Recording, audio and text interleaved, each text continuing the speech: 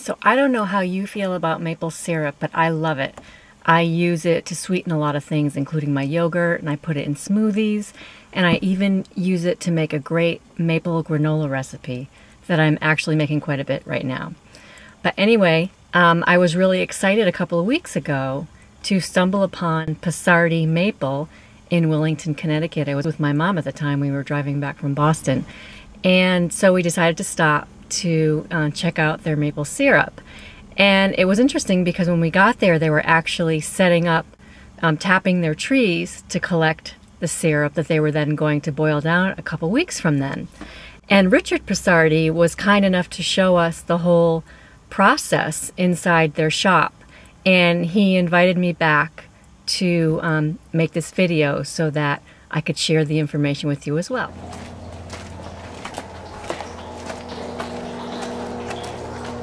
When you give blood? Yeah. All right, now what would happen if they took a quart out of you? Yeah, no, too much. Same thing with the tree. If you take a tree like that, you put 6 taps on it, you're going to weaken the tree, and that tree could die. So you come down to the tree one drop at a time, but when you got, 300 or 400 taps. And it's a 40 to 1 ratio? Yeah, Noah was saying? 42 to 44 gallons to make 1 gallon. Wow. So this tank is pretty large. Yes, right here. Yes, that's 1,000 gallons. It's a milk tank. Yeah, it's all insulated, all stainless steel inside. And there, gravity feeds down. Down this pipe, 2-3 meters in the stack. Okay. These are in the stack. They're stainless steel tanks. If you come over this side, you can actually see the tanks. Let's see. Come around. These are actually in the flames of the stack. Oh, okay. And that'll get the sap up to pretty close to boiling before it goes into the pans. The pan, there's a float system here. You can see right now it's letting a little bit of the sap in.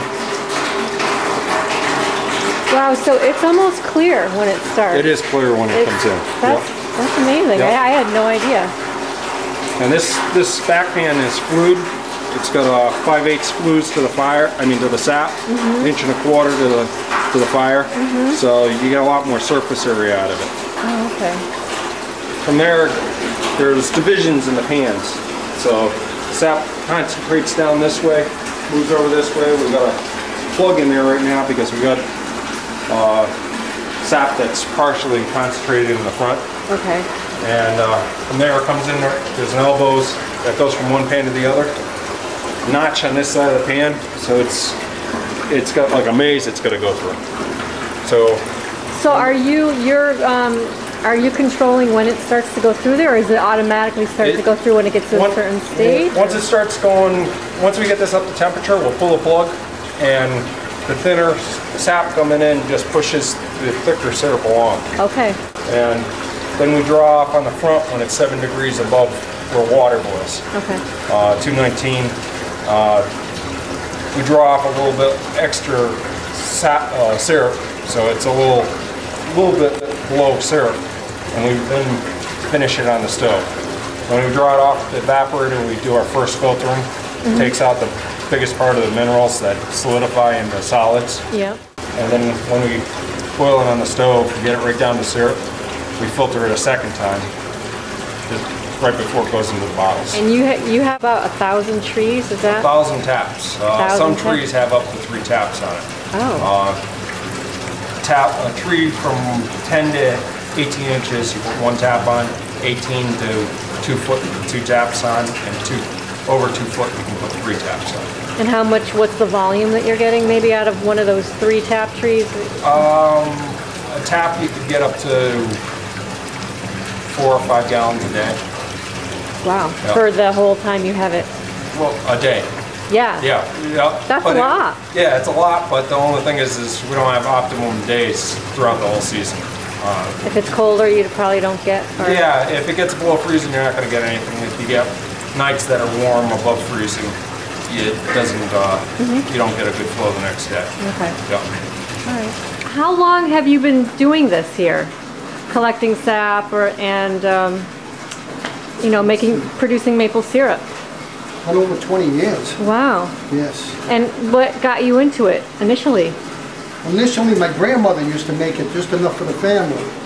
And when Noah was younger, my wife and him decided, I've got to try it here. Mm-hmm. And we just kept on going bigger and bigger. And so you were here. Were you here the whole time? Yes. Yeah, I'm here 37 years. So you started here small. Yep. And Each expanded. year, try to improve, get a little bigger and everything. Yeah. But we're plenty big enough right now. Yeah, yeah. Yes. That's the way to do it, though, a little bit at a time, right? Exactly. That's Yeah. it. Yeah. And do it the right way. Try to do it the right way. And Exactly. Get it right first before you try to get too big. Yep. Okay, so you're getting ready to fire this up. Yes.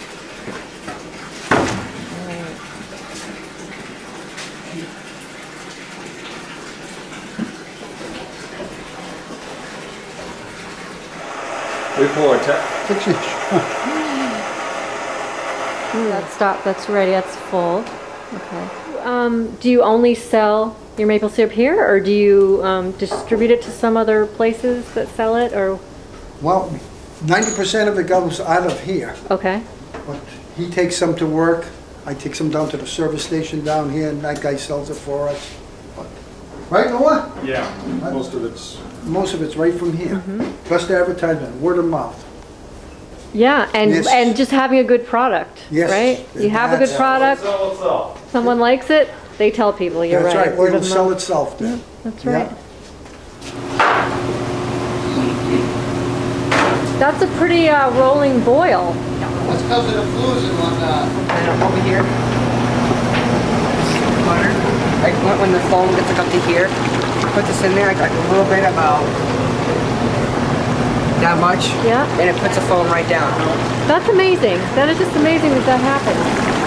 Look at how clear it is now. Yeah, because I have to do that. If you just let it go, it'll start overflowing and start a fire.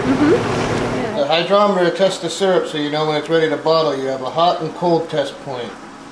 The hot test point is 211 degrees Fahrenheit. We take it like this.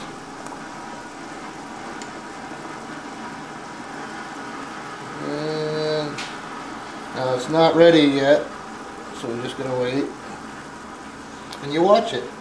Okay. You got to stay close by because if it foams up, it'll go right over and then catch on fire Oh. very quickly. Yeah, you don't want that. You can't watch it. You can't walk away. Okay. Now that's a wool filter, right, Noah? Yep. How long has that been boiling, Noah? Do you know? On the stove, probably about 45 minutes, Okay. half an hour.